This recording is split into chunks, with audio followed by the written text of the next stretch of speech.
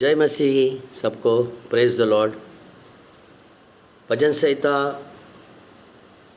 23 और उसकी 1 और 2 आयत को मैं पढ़ूँगा।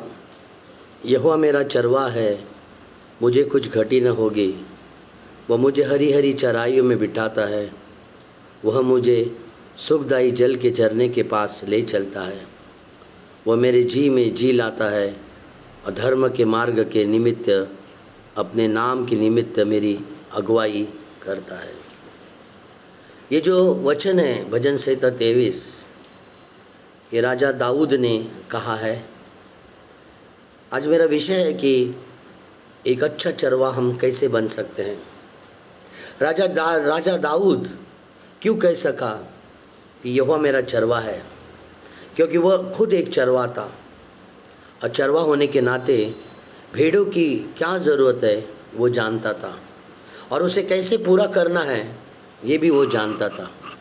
उनकी रक्षा कैसे करना है, उनके लिए घास कब देना है, उन्हें ताड़ना कभी देना है, उन्हें प्रेम कभी देना है, उन्हें शांति कभी देना है, उनके साथ किस तरह से व्यवहार करना है, ये सब दाऊद जो चरवाहा था जानता था। नए करार में यीशु मसीह कहते हैं यूहन्ना 10 और 14 और 15 वचन में कि अच्छा चरवाहा मैं हूँ। और इसी अध्याय में 10:27 में कहता है कि मेरी भेड़ें मेरी आवाज़ को सुनती है। इब्रानी का अध्याय 13 और 20 वचन में कहता है भेड़ों का महान रखवाला मैं हूँ। और 1 पतरस 5:4 में प्रभु कहता है कि मैं प्रधान रखवाला हूँ। इसका मतलब है पूरी बाइबल अगर नए करार में देखते हैं कि अगर हमारा कोई अच्छा चरवाहा है तो वो है प्रभु यीशु मसीह।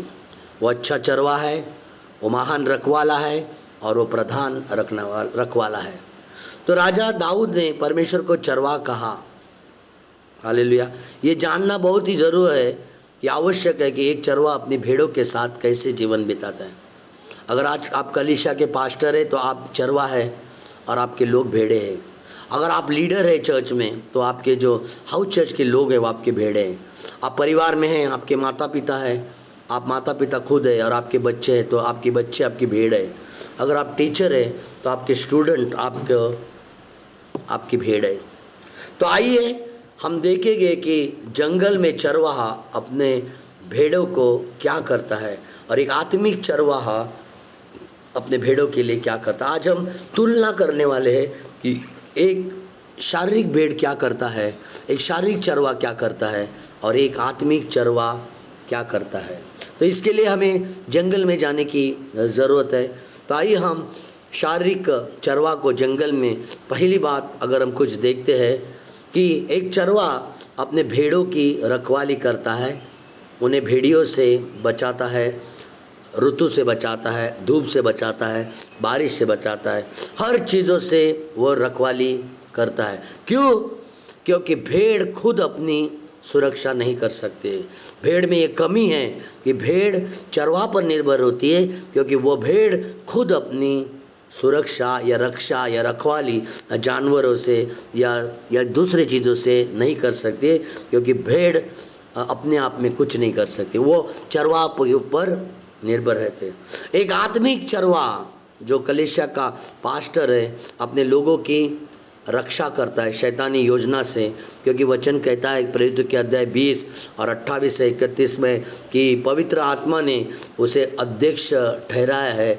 तो वो वहाँ पर परमेश्वर के वचन के अनुसार, पवित्र आत्मा के अनुमति के अनुसार उस चर्च का वो चरवाहा है और वो परमेश्वर ने दी हुई भेड़ों की रक्षा करता है शैतानी चीज़ों से, परमेश्वर के वचन को बताकर ये किस तरह से हम सुरक्षा का जीवन जी सकते हैं। ये मार्ग के किनारे वो बीज के समान है जो पथरीली भूमि पर गिरे हुए बीज के समान है, जो झाड़ियों में गिरे हुए जो लोग हैं जो हमेशा तकलीफ में, दुख में, समस्या में, नाम के लिए जो प्रभु में आते हैं, उनके लिए ये वचन है कि उन्हें अच्छी भूमि पर गिरना बहुत ही आवश्यक है। तो जैसे शारीरिक चरवाहा एक भेड़ की रखवाली करता है, वैसे एक आत्मिक पास्टर परमेश्वर के वचन के अनुसार उसके कलीसिया की भेड़ों की रक्षा करता है।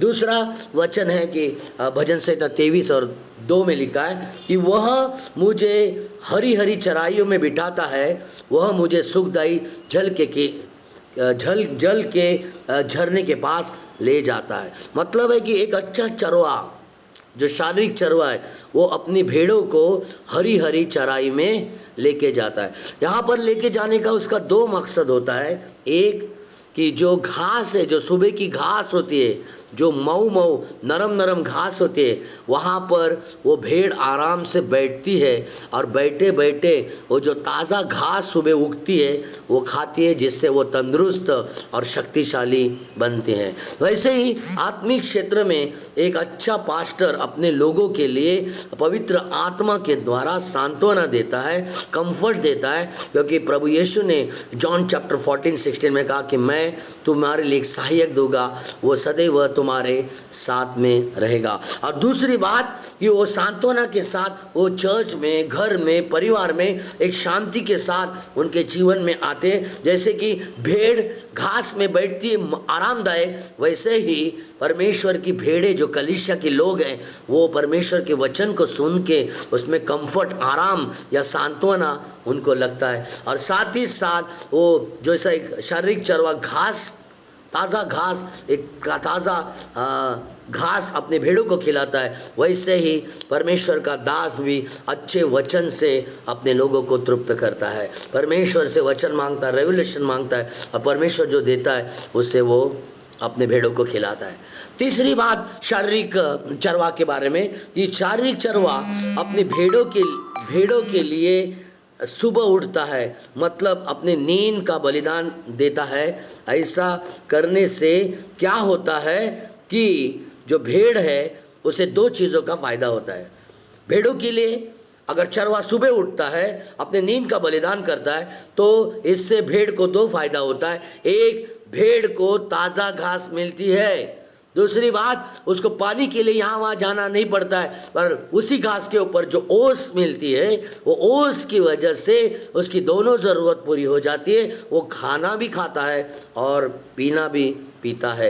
ये घास के ऊपर जो सुबह दौ रहती है, जो ड्रॉप्स रहते हैं, वही उसका पानी हो जाता है। वैसे एक अच्छा पास्टर सुबह सुबह जल्दी उठकर प्रभु की उपस्थिति में जब प्रार्थना करता है, तो उसे ताज़ा प्रकटीकरण, फ्रेश रेवोल्यूशन परमेश्वर से मिलता है, और पवित्र आत्मा के अभिषेक में वो अपने परिपूर्ण जीवन को बिता सकता है लोगों के साथ। जैसे प्रभु का इफिसियन 5:18 दाखरस पी के मतवाले मत बनो, परंतु आत्मा में परिपूर्ण होते जाओ। हालेलुया। चौथी बात, जब भेड़ एक जख्मी होती है तो शारीरिक चरवा उसको मलहम पट्टी करता है। एक अच्छा पास्टर जब कलीसिया में लोग दुखी, निराशा में जब आता है, तो उसे काउंसलिंग करता है, सलाह मशवरा करता है, उनके भावनाओं के ऊपर, उनके घावों के ऊपर पट्टी लगाता है, क्योंकि प्रभु का वचन कहता है भजन संहिता 34:18 कि जो टूटे हुए लोग हैं उनके करीब में रहता हूँ। पांचवी बात शारीरिक चरवा जो जंगल में करता है, कि जंगल में मोटी मोटी भेड़ों से बचाता है। कई बार जो मोटी मोटी भेड़ें आती है या भेड़ आती है, बड़ी बड़ी भेड़ी आते हैं, तो उससे चरवा उसकी रक्षा करता है, भालू से, शेरों से भेड़ को बचाता है। ये क्या है आत्मिक क्षेत्र में रॉन्ग डॉक्टरिंग, जोवा विटनेस, यरूशलेम की माता, ऐसे गलत गलत शिक्षण आज आए हैं कि कुछ लोग जैसे कपड़े बदलते हैं तो जैसे कलीसिया बदलते हैं और यहाँ वहाँ वो चले जाते हैं। परमेश्वर के वचन में कहता है भजन संहिता 92 में 13-14 कि वो एक ही जगह पर रोपे जाएंगे और फूलोगे और फलवंत होगे। याकूब अध्याय 5 और 13 और 16 वचन में कहता है कि अगर तुम बीमार हो तो तुम्हारा प्राचीन आए, याजक आए, प्रार्थना करे। अगर हमारे कई पास्टर है तो कौन है हमारा याजक, और हम किसके ऊपर हाथ रख के प्रार्थना करें? प्रभु का वचन उस जगह पर पूरा नहीं होगा। इसीलिए आपका एक ही चरवा होना बहुत ही आवश्यक है। छठवीं बात, शारीरिक चरवा जो करता है खोई हुई भेड़ों को खोजता है। हालेलुया। एक अच्छा चरवा जो कलीसिया में कुछ लोग छोड़ कर जाते हैं, उन्हें वो मिलता है। लूका का अध्याय 15 में खोने के बारे में 3 उदाहरण दिया है। एक, खोई हुई भेड़, 2, खोई हुए सिक्का, तीसरा, गुमराह पुत्र। खोई हुई भेड़ को चरवा ढूंढने जाता है, क्योंकि वो भेड़ खो जाने का कारण चरवा होता है, उसकी गलती को पता चलता है, इसलिए 100 में से 1 भेड़ के लिए वो चला जाता है। दूसरे खोए हुए सिक्का में भी वो जो स्त्री थी उसकी गलती होती है कि जो सिक्के दिए उसकी जिम्मेदारी ठीक तरह से नहीं कर रही थी, इसीलिए वो सिक्के को ढूंढती है और आनंद मनाती है। और गुमराह पुत्र के बारे में ऐसा नहीं, गुमराह पुत्र अपनी गलती की वजह से चला जाता है, तो इसके लिए उसका पिताजी उसके पीछे नहीं जाता है पर उसकी राह देखता है। जब आपकी गलती नहीं है या आपने कुछ नहीं किए, आपको भेड़ों के पीछे नहीं जाना है, आपको इंतज़ार करना है, प्रार्थना में समय बिताना है, आपकी भेड़ें एक दिन आपके पास ज़रूर वापस आ जाएगी। सातवीं चीज, भटकी को अपने झुंड में बटोरता है। भेड़ जो भटक जाती है और जब वापस में आते हैं तो झुंड के लोग उन्हें स्वीकार नहीं करते। अगर एक कलीसिया में व्यक्ति छोड़ के गया और वो वापस जब आता है तो कलीसिया के लोग कलीसिया में वाद विवाद करते हैं, भाइयों के बीच में एक दूसरे को क्षमा नहीं करते।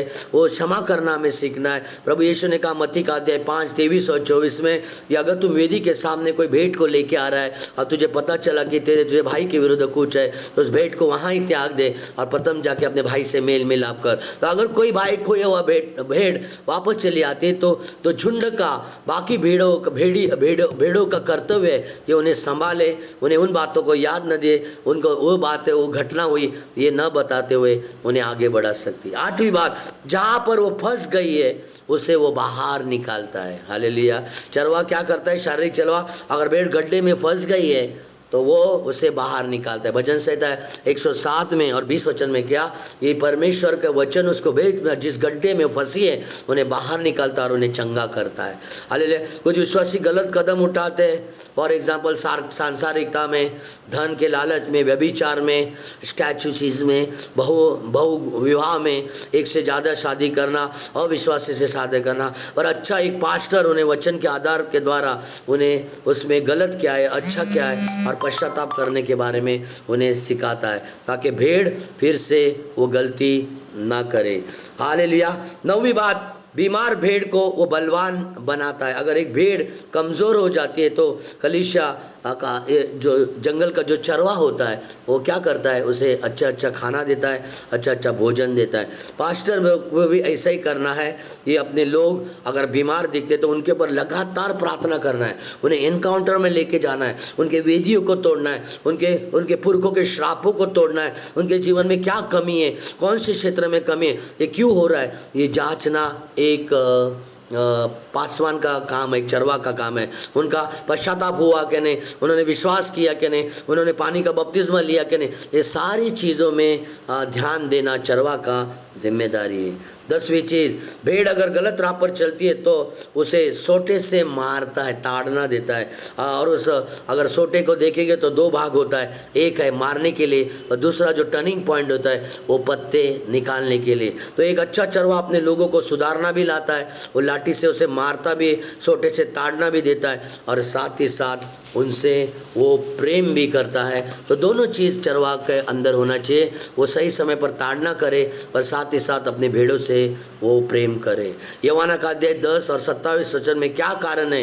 यीशु हमारा व्यक्तिगत चरवा है, क्योंकि खुद चरवा अपनी भेड़ों के लिए क्या करता है? चरवा अपनी भेड़ों के लिए सुबह उठता है, प्रार्थना पवित्र आत्मा से परिपूर्ण होता, ऐसी ट्रेनिंग देता है कि उसकी भेड़ें उसके पीछे चलते। हमें मसीह के सिद्धांत को जो इब्रानी 6:1 और 2 वचन में जो 6 सिद्धांत हैं जो हमें उन्हें सिखाना है, फाइनेंस के बारे में सिखाना है, मैरिज के बारे में लोगों को सिखाना है, वो बैकस्लाइड न हो उसके लिए क्या करना है वो सिखाना है। तीसरी बात, भेड़ें आपस में लड़ती है फिर उनके सिरों पर वो ग्रीस लगाते हैं। जब 2 चर्च में विश्वासी आपस में झगड़ते तो कलीसिया का पास्टर उसे तेल से अभिषेक करता है ताकि जो भी झगड़ा है वो जाके वो पवित्र आत्मा के अभिषेक में एक हो जाए। भेड़ों के लिए अपना प्राण देता है, वो लोगों की सेवा के लिए जो परमेश्वर ने दुए वो विश्वास के द्वारा करता है, अपना समय, अपना उपवास, अपना खाना पीना सब कुछ वो देता है। परमेश्वर ने बुरा चरवाहे के बारे में भी बाइबल में लिखा है। बुरा चरवा क्या करता है?